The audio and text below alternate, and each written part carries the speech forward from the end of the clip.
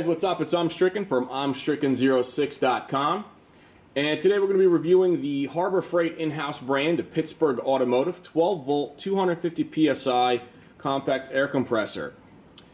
This is a really small unit. You can see it relative to my hand. It includes two nozzle adapters, one sport needle, I guess for like basketballs and things like that, and one plug storage slot, whatever that is. So basically this is a automotive tire air compressor in the most simplest of terms. And it goes up to 250 psi, which is crazy because most people will never use that. Most car tires are between 32 to 45 psi. This thing goes up to 250. So obviously it's a pretty cool compressor. It's got some decent power behind it, and it's got a decent length cord. Well, you know what? Let's go ahead and open it. So it's a clamshell packaging that's heat sealed there up top, and we're just going to go ahead and destroy it.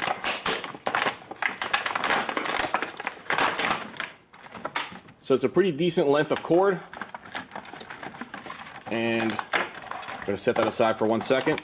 We're going to go ahead and reach in, and these are the adapters. So it looks like a sports needle for basketballs and soccer balls. This looks like a raft or tube style inflator. I guess you could do balloons with it as well. And this looks like the storage, whatever. I don't know. I'll never be using that crap. This is going in the old lady's car. So it looks like 10 feet of wire. I mean, that's a lot of wire for a little guy, which is good because this is a plug-and-play unit. You don't have to go to the battery with this. You can go right to the cigarette lighter port. And obviously you're going to want enough wire so you can come from the cigarette lighter plug inside the vehicle or in your trunk. You might have one in your trunk. You might want to double check. And you want to make it to the furthest tire away. So it's got a decent LED light on here that you can plug in and see that it's working, it's getting power. And it's got like a clicker style on-off button. And the unit itself has some safety wrapping on it. Peel that off. And coiled around the top is the actual thing that will go onto your tire. Now, if you've never done this before, and that's okay if you haven't, you're going to put it on like that onto the valve stem. Obviously take the cap off the valve stem. I'm going to show you on the car. Put it on and lock it down. That's how you apply this onto a valve stem of a car. So let's go downstairs, or actually onto the tire, and check out, see how this unit works. So you're going to want to start your vehicle, or at least have it on. This is where you're getting the max amount of power.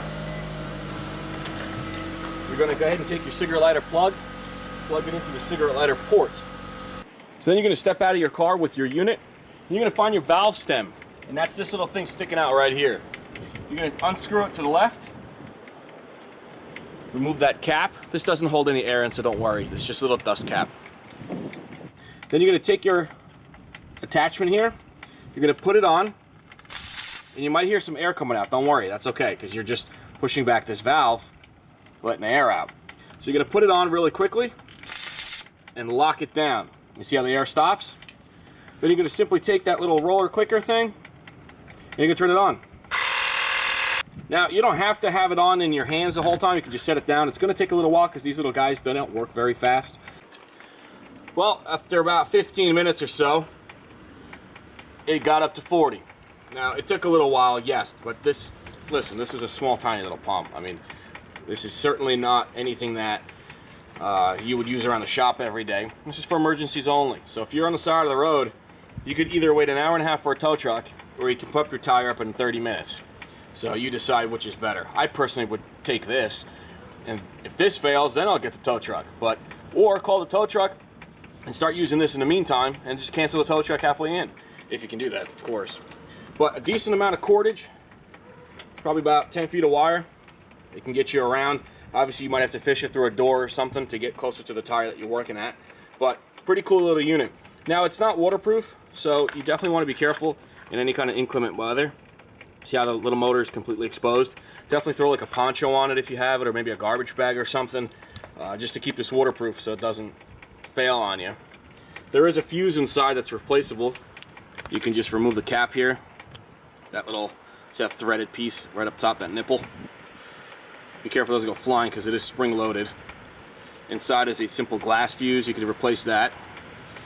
And just insert that nipple back in that cap. And thread it back on. Otherwise, these are not serviceable at all.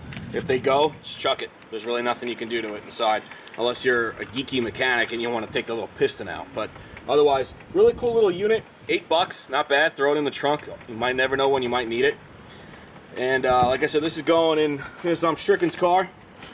And I suggest you guys have this in your trunk. If you're a mechanic type, get their better one. They have 150 PSI. It's a bigger, bulky one. It's got to hook up right to the battery because it sucks a lot of power. It's a big one. I have a review on it on my channel. You guys can check it out. I've used that thing probably about 50 times already for different projects, and it's great. This, like I said, is emergency use only, and it works. And I'll link this below where you can buy it on Amazon. Thanks, guys. Take care.